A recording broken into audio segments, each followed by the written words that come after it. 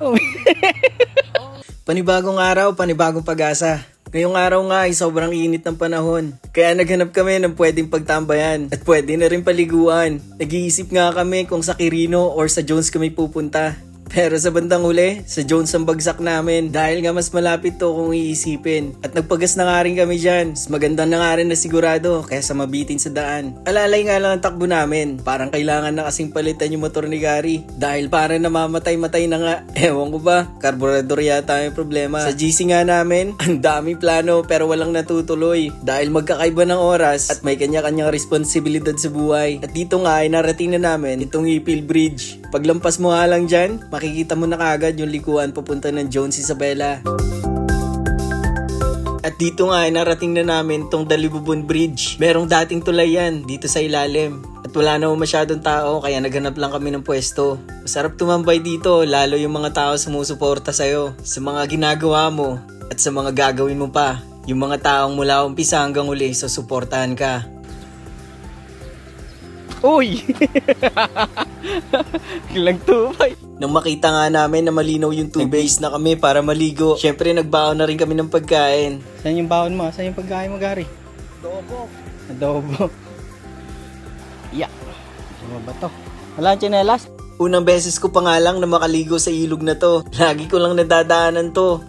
Malinaw naman yung tubig kaya okay lang. At sa mga hindi nakakaalam, batang ilog din talaga ako. Naalala ko pa dati yung pinsan ko lagi kong kasama, si Joseph. Muntikan na nga rin malunod yun dati. Buti na lang niligtas siya ni Kurt. Shoutout sa inyo. Sana pag may oras, gawin ulit natin to.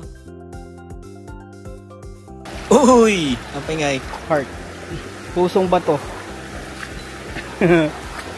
Uy! Limas ah. Parang ang sarap tuloy ulit maging bata. Yung wala kang iniisip na problema.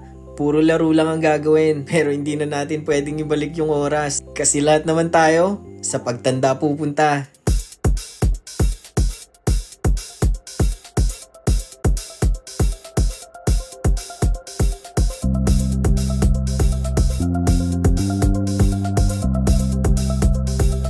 Saan yung mapa ng Sinsayon, Gary?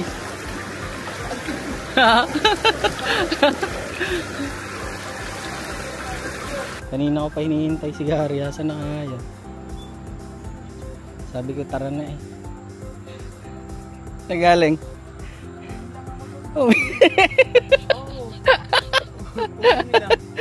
Umina. Lang mamunas mo. Tumahay ka? Hindi. Sumakitkan ko eh.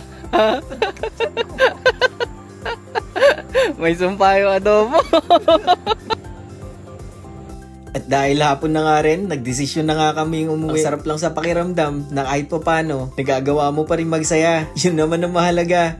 Huwag mong iisipin ang iniisip ng ibang tao sa'yo. Uy. Uy. Uy. Uy. Yasan na yung dilata mo eh.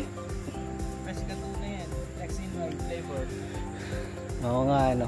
Tara na nga Rod. At dito nga ay nagpaalam na si Gary. Ingat ka. Ha? Ayun lang. Ride safe, keep safe.